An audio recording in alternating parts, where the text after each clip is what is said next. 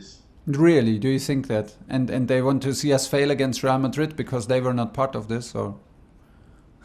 That's why I'm asking you. That's why I'm just asking for your expertise. Yes, so, come on, we all did mistakes, and if you lead a club and if you own a club, you can make decisions that not everybody understands and not everybody likes. This is part of life, but it does not change the love for the game.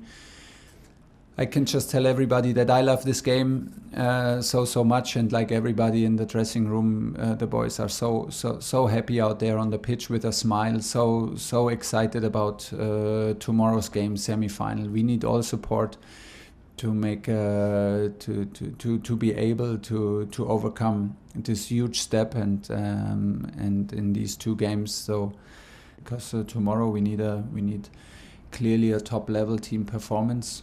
When we fight with Real Madrid for the finals.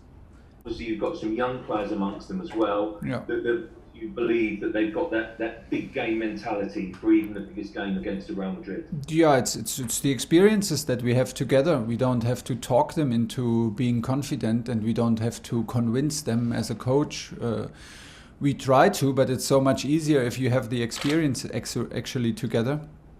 And this is what I feel every match. I feel that we are able to play on a very high level. We are, if it's not possible to play our nicest match, we are always able to not let the opponents play their best match, which is also a definition of performance. To not let the others perform. So I trust 100% in the refereeing and in UEFA and in the competition, and I trust 100% that every referee UEFA sends and UEFA on this level. We need the best refereeing because it's very, very difficult, and I trust 100% in that the referee will try to whistle the best match possible. I cannot imagine that there is any advantage or disadvantage because of a sports political discussion, and I don't want to even think about it because it does not exist in my mind. Damesh, Sky Sports News. Hi there, Thomas. Zinedine Zidane has twice said this week that it would be absurd if Real Madrid had been thrown out of the Champions League. Now, if Chelsea, City and Madrid had been expelled, I just want to know what your take would have been. Could you have had any complaints? There's a lot of if in your questions. Yeah, I mean, we deserve to be in the semi-final, like Real Madrid deserve to be in the semi-final, and we don't deserve because of political decisions or because of influence or because of size or nice shirts.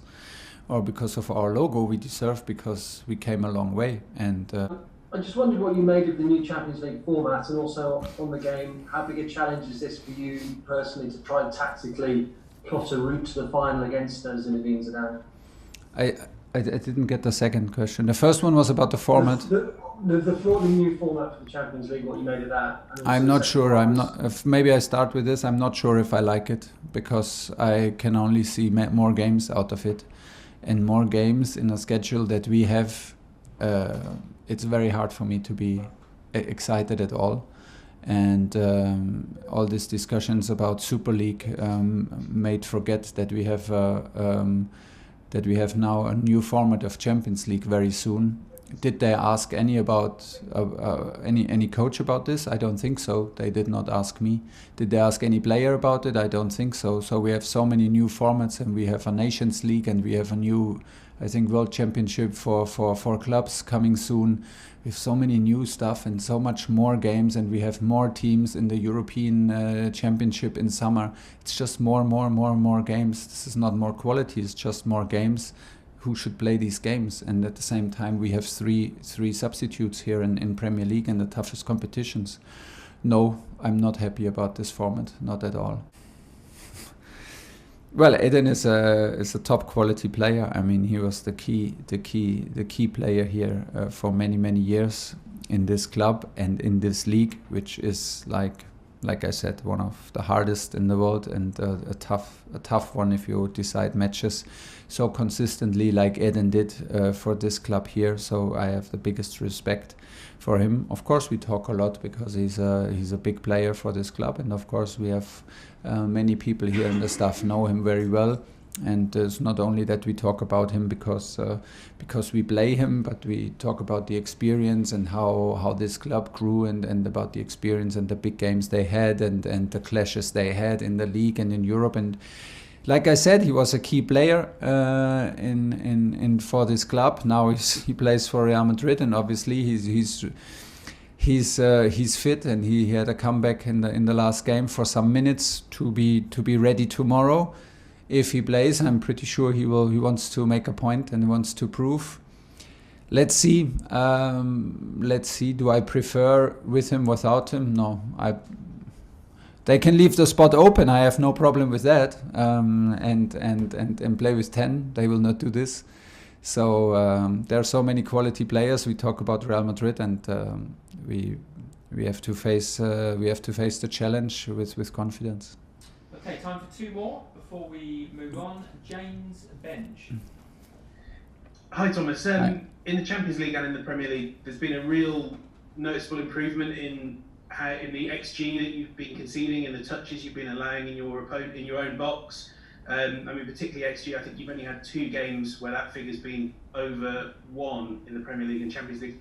What exactly do you put this down to? Because it was quite an immediate shift that has stayed pretty constant, whoever has played in the defence. Most important, quality and commitment of the players.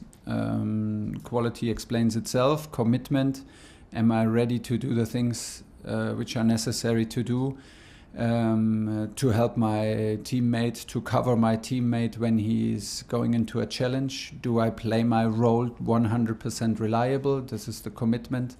Can the defensive guys rely on the midfielders? Can the midfielders rely on the strikers? And this is a clear yes in all the games. This is a huge effort that we put in the games physically into defending. We do this. Then the next one is courage. We play very brave. We defend up front. Never forget, sometimes it's the best defense to have the ball. So it comes also down on ball possession, quality of ball possession. Quality of counter pressing. For good counter pressing, you need to be brave up high. The pitch. You need to position yourself very disciplined to not allow too many counterattacks. And in the end, it's also about commitment to block shots, and to really have the mentality to not allow shots on goal. Then we have good goalkeepers in the end. And like you said, we are very happy with the numbers because we produce these numbers regularly, and the clean sheets feel well deserved.